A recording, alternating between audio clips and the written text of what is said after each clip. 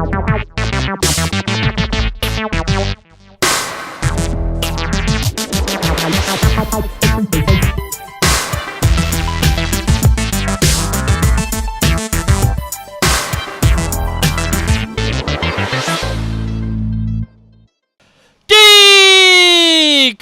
Man here. Today's video is about certainty and cats. In my short video hangout with Steadfast and Easy, the topic of certainty made an appearance. He wanted to be certain of things and had some amount of issue with the fact that science has words in it that indicate some sort of uncertainty. Of course, I tried to explain this to the best of my abilities, and, well, it didn't go over well with him, I suppose you could say that. The mystery, the uncertainty, the unknown can be scary, frightening even. And so it's very comforting to believe that you have something that is unquestionable. And some things are certain, but not everything is certain. Here's a simple chart that I came up with to conceptualize certainty. At the very top, the most certain we could ever be would be math, death, and taxes. And everything else would be a 9 or lower. Although he might want to put God at number 10 as well, but there'd be other things I think that we could put up there. But regardless, for a lot of things, it's going to be less than 10. And when it comes to science, this is acceptable. We understand that when we get that shot at the doctor's office, that there's some amount of unknown probability and possibility that it could not work and actually hurt us rather than help us. There's some degree there of uncertainty. Even though that degree might be very small, we're okay with that. We accept that, and that's fine. And we understand that, and we still use that science. But when it comes to other science, say the age of the Earth, the age of the solar system, the age of the universe, or, of course, biological evolution, well, these things, of course, are based on some level of uncertainty.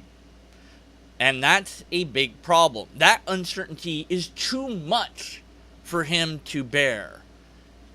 Perhaps because it links to his concept of God, and the two seem to be intertwined so tight that you cannot extract one from the other, unfortunately.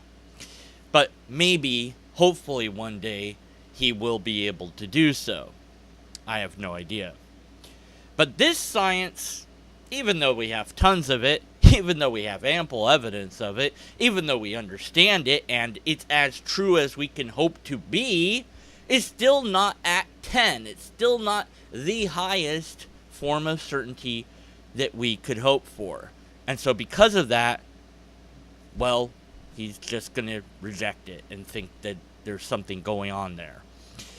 So I'm no scientist, but I thought, well, maybe I could do an analogy to try to explain biological evolution in a very basic way. We agreed to certain things about mutations and things, and I used cats.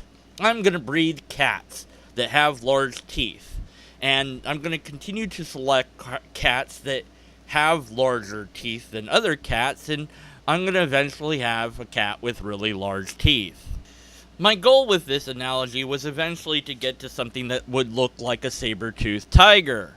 Now, it's not a saber-toothed tiger, but the point was not that it's not that, but if you reverse the process backwards, that the saber-toothed tiger eventually looks like the cat. Well, in the hangout, my analogy was kind of all over the place perhaps, and a little bit unpolished, so I thought I'd look up cat breeding and see what I could... What the bleep? What the bleep? What? Huh? What's going on? Oh, I'm stupid. That's what's going on. Yeah, I can't spell anything. That's not how you spell breeding. That's how you spell breading. This is a thing that... This is a thing. This exists. Why? Why does this exist? Why do people do this? I don't know. But this is a thing that people do on the internet. Let's try again. Okay, cat breeding. There we go. What could possibly go wrong? Safe search is off. Okay, no safe search. Yeah, okay, let's do cat breeding. Okay, here we go. Oh, my word! No! Oh, I regret everything! No! No! The humanity! Why?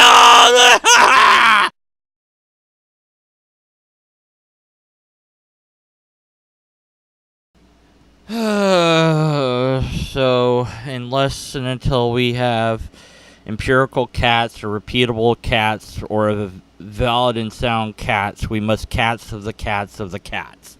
Skeptical of cats. Meow. Here's a idea of what this might look like. At the top of certainty is perhaps math, dex.